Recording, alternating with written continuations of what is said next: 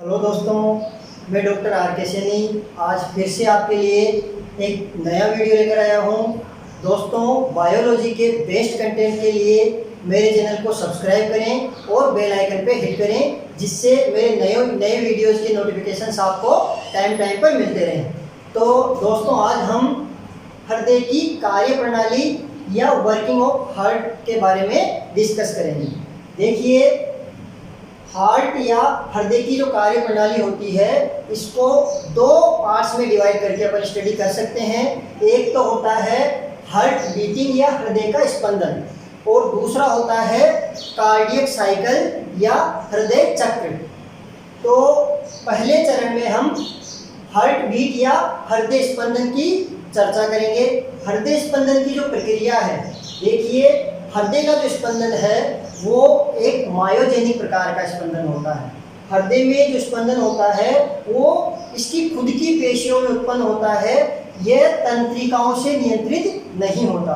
हमारे शरीर के अन्य सभी भागों का जो रेगुलेशन है, कंट्रोल है, वो तंत्रिका तंत्र के द्वारा होता है। जो भी आवेग आता है, निर्देश आता है, वो तंत्रिकाओं द्वारा आता है। लेकिन हृदय का जो स्पंदन है वो इसकी खुद की पेशियों में उत्पन्न होता है। इसलिए हमारा जो हृदय होता है, स्तनधारियों का जो हृदय होता है, वो मायोजेनिक हृदय कहलाता है।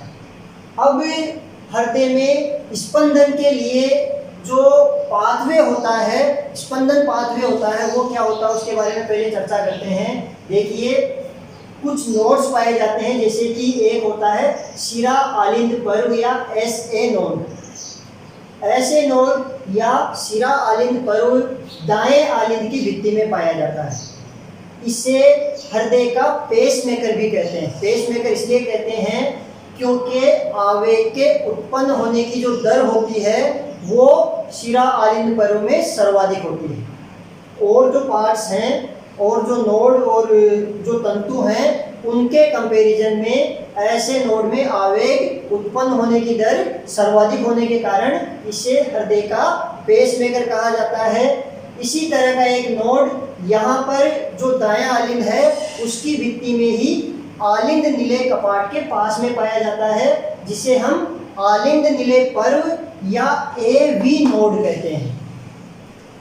AV नोड और शिरा आलिंद पर्व जो होते हैं, ऐसे नोड जो होते हैं, ये दोनों इंटरनोडल पाथवे या अंतर पर्व संधि तंतुओं द्वारा कनेक्टेड होते हैं।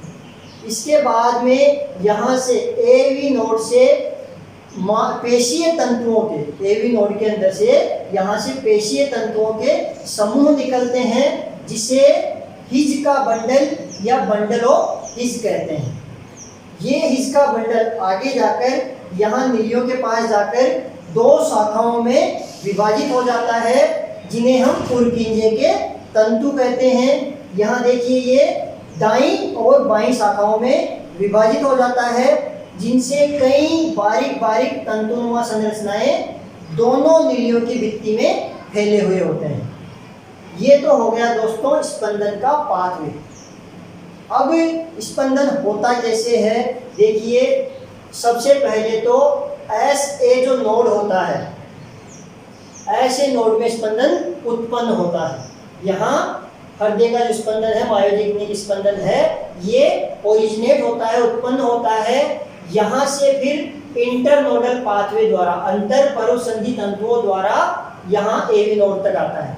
अब जैसे ही शिरा आलिंद पर्व में हृदय का स्पंदन उत्पन्न होता है, यहाँ से ये जो आलिंदों की भित्तियां होती है, इनमें पूरी तरह से प्रसारित हो जाता है। स्पंदन यहाँ उत्पन्न होते ही आलिंदों की, पहले तो ये दाएं आलिंद की भित्ति में प्रसारित होता है, जिससे पहले दायां आलिंद में संकुचन होता है। इसके बाद में यहाँ से ये बाएं आलिंद में प्रसारित होता है। तो दाएं आलिंद के बाद में फिर बायां आलिंद संकुचित होता है। ठीक है, पहले आलिंद संकुचित होते हैं, इसके बाद जो इंटरनोडल पाथवे है, इसके द्वारा संकुचन का जो आवेग है, ये AV नोड तक पहुंचता है। AV नोड के अंदर आवेग प्रसारण की दर धीमी होती है, स्लो होती है। इसकी वजह से यहाँ से आगे इसका जो प्रसारण है, ये आलिंदों के संकुचन होने के बाद में शुरू होता है। इसलिए नीलियों का जो संकुचन है नीलियों का जो संकुचन है, वेंट्रिकल्स का जो संकुचन है, वो एट्रियम या आलिंदों के बाद में होता है, बाद में शुरू होता है। अब आलिंदों का संकुचन पूर्ण हो गया है, इसके बाद में एवी नोड से संकुचन का आवेग हिस के बंडल में प्रसारित होता है।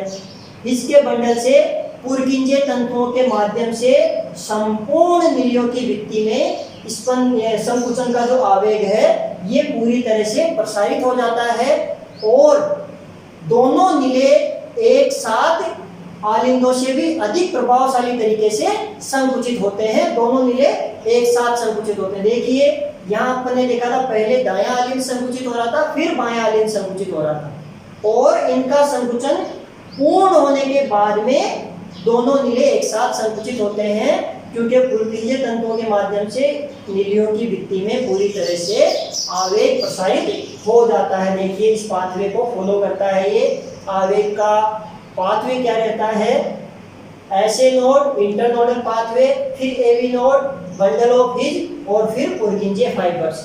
इस रूट को फॉलो करते हुए पूरे हृदय में आवेग का संचरण हो जाता है।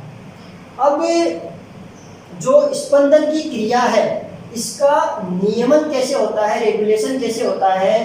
देखिए हृदय स्पंदन का जो नियमन है, रेगुलेशन है, वो दो प्रकार से होता है। एक तो नर्वस कंट्रोल या तंत्रिकीय नियमन और दूसरा होता है हार्मोनल नियमन, हार्मोनल रेगुलेशन।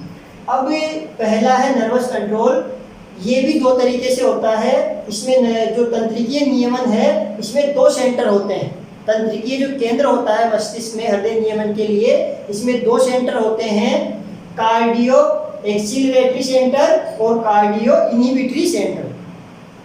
कार्डियो एक्सीलरेटरी जो सेंटर है ये हृदय स्पंदन बढ़ाने की सूचना लेकर आता है। सिंपैथेटिक तंत्रिकाओं के एक पेयर के द्वारा ये मस्तिष्क में से हृदय स्पंदन को इंक्रीज करने वाली सूचना लेकर आता है, तो ये हृदय स्पंदन को बढ़ाता है। जबकि कार्डियो निरोधक जो सेंटर है ये वेगस तंत्रिका के द्वारा हृदय के स्पंदन को कम करने की सूचना लेकर आता है, तो ये हृदय के स्पंदन को कम करता है। ये तो हो गया तंत्रिकीय नियमन। दूसरा है हार्मोनल नियमन। देखिए एड्रिनलिन और नॉर एड्रिनलिन हार्मोन तो हृदय स्पंदन को बढ़ाते हैं, जबकि एसिटाइलकोलिन जो है वो हृदय स्पंदन को कम करता है, इसकी रेट को रिड्यूस करता है। इसके अलावा सिंपैथेटिक जो तंत्रिकाएं हैं वो हृदय स्पंदन को बढ़ाती है और पैरासिम्पैथेटिक तंत्रिका का हृदय स्पंदन को कम करने में रोल होता है। तो ये हो गया दोस्तों हृदय स्पंदन की पूरी प्रक्रिया। अब इसके बाद में हम हृदय चक्र या कार्डियक साइकिल के बारे में चर्चा करें। दोस्तों हमने वर्किंग ऑफ हार्ट का जो फर्स्ट पार्ट था, हार्ट बीट, उसको डिस्कस कर लिया है। अब हृदय की कार्य प्रणाली का जो सेकंड पॉइंट है हृदय चक्र या कार्डियक साइकिल, इसकी चर्चा करेंगे। देखिए हृदय चक्र जो होता है, कार्डियक साइकिल जो होता है, ये पूरा 0.8 सेकेंड का होता है। 0.8 सेकेंड के कार्डियक साइकिल में इसी पाथवे के थ्रू इसका रेगुलेशन होता है। जो पाथवे मैंने आपको बताया है, इसमें देखिए सबसे पहले अपन बात करते हैं, ये देखिए मैंने जो सर्किल बनाया है, इस सर्किल को समझिए।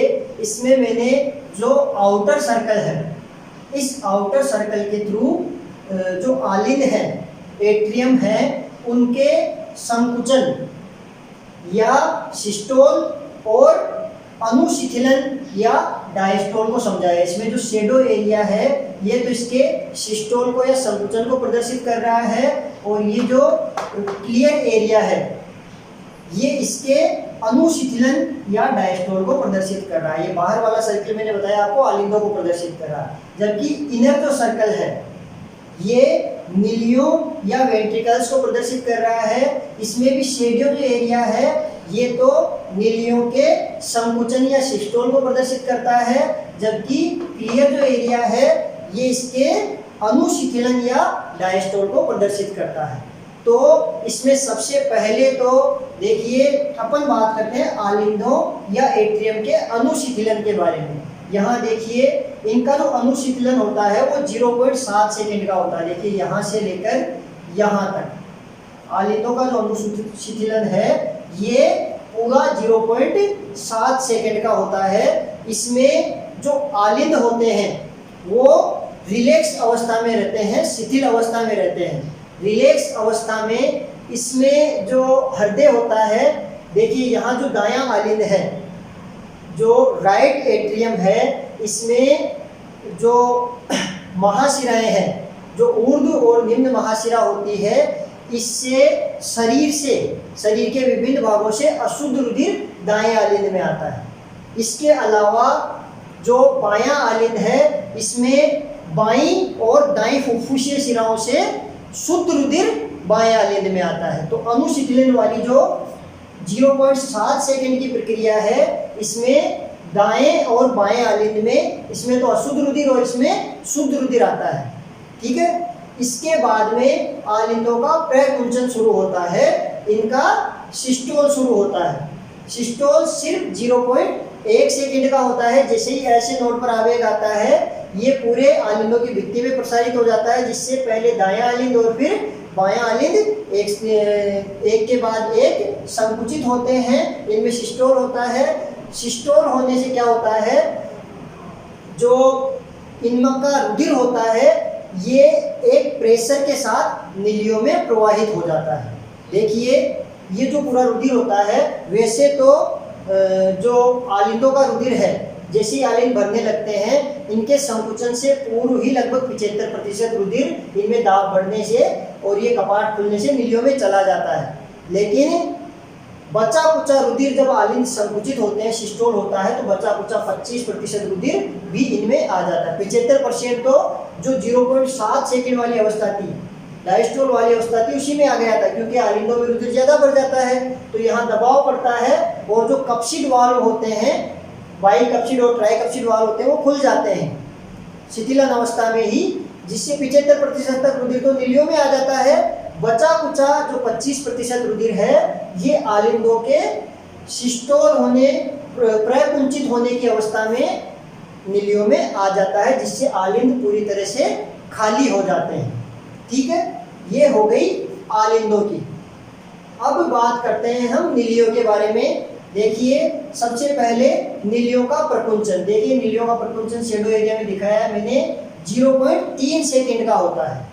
नीलियों में वेंट्रिकल्स में जो सिस्टोल होता है वो 0.3 सेकेंड का होता है। पुर्किंजे जो फाइबर्स होते हैं, ये पूरे नीलियों की भित्ति में आवेग को प्रसारित कर देते हैं, जिससे दोनों नीले एक साथ सिकुड़ते हैं। अब दोनों नीले सिकुड़ने की वजह से यहाँ पर जो कप्सिड वाल्व होते हैं, इन पर दबाव पड़ता है और ये एकदम से बंद हो जाते हैं, जिससे रुधिर वापस आलिंदों में ना जाए। अब ये दोनों बंद होने की वजह से, एकदम से बंद होते हैं, तो प्रथम हृदय ध्वनि उत्पन्न होती है। प्रथम हृदय ध्वनि को हम लब कहते हैं। प्रथम हृदय ध्वनि को हम लब कहते हैं, जो कप्सिड वाल्व के बंद होने से उत्पन्न होती है। देखिए प्रथम हृदय ध्वनि किस वजह से उत्पन्न होती है, कप्सिड वाल्व बंद होते हैं, जिसकी वजह से प्रथम हृदय ध्वनि उत्पन्न होती है, जिसे हम लब कहते हैं। अब नीले प्रकुंचित होना, इनमें सिस्टोल जारी रहता है, जिससे नीलियों का दबाव बढ़ जाता है। नीलियों का दबाव बढ़ने से जो दाएं आलिंद में से निकलने वाली फुफ्फुसीय धमनियां और बाएं आलिंद में से निकलने वाली महाधमनियां होती है, इनके अर्धचंद्राकार कपाट खुल जाते हैं और धमनियों में रुधिर प्रवाहित हो जाता है। अब धमनियों में रुधिर चला जाता है। जैसे ही धमनियों में रुधिर चला जाता है, 0.3 सेकेंड खत्म होने के बाद में नीलियों का अनुशीतलन शुरू हो जाता है। नीलियों का अनुशीतलन शुरू होने के टाइम नीले वापस प्रसारित होने लग जाते हैं, जिससे इनमें वापस आलिंदों से रुधिर आना शुरू हो जाता है। और इस समय जो अर्धचंद्राकार कपाट होते हैं वो वापस बंद हो जाते हैं, ताकि धमनियों में से रुधिर वापस नीलियों में ना आए। जब अर्धचंद्राकार कपाट बंद होते हैं तो द्वितीय हृदय ध्वनि उत्पन्न होती है, जिसे डब कहते हैं। तो प्रथम हृदय ध्वनि लब, द्वितीय हृदय ध्वनि डब। इस तरह से लब डब की आवाज़ इसमें आती है। अब देखिए ये जो पूरी प्रक्रिया है ये 0.8 सेकेंड की होती है। जिस समय आलिंदों में संकुचन हो रहा होता है और आलिंदों का संकुचन पूर्ण हो जाता है, उसके तुरंत बाद नीलियों में संकुचन शुरू हो जाता है। और जैसे ही नीलियों में संकुचन शुरू होता है आलिंदों में अनुशीतलन शुरू हो जाता है। ठीक है, जैसे ही नीलियों का संकुचन आरंभ होता है आलिंदों का अनुशीतलन शुरू हो जाता है। ये हो गई हृदय चक्र की पूरी कार्यप्रणाली। इस तरह से हमने वर्किंग ऑफ हार्ट या हृदय की पूरी कार्यप्रणाली आज के वीडियो में पढ़ी है। दोस्तों वीडियो आपको कैसा लगा लाइक करें और कमेंट्स में बताएं। अगर इसमें कोई कमी रह गई है या आपको लगता है इसमें और कुछ सुधार की गुंजाइश है तो आप कमेंट बॉक्स में कमेंट करके मुझे बता सकते हैं। अगर आप कोई ऐसा बायो का टॉपिक है जो मुझसे समझना चाहते हैं तो कमेंट करें, मैं उसका वीडियो प्रिपेयर करके आपके लिए पोस्ट कर दूँगा। Thank you.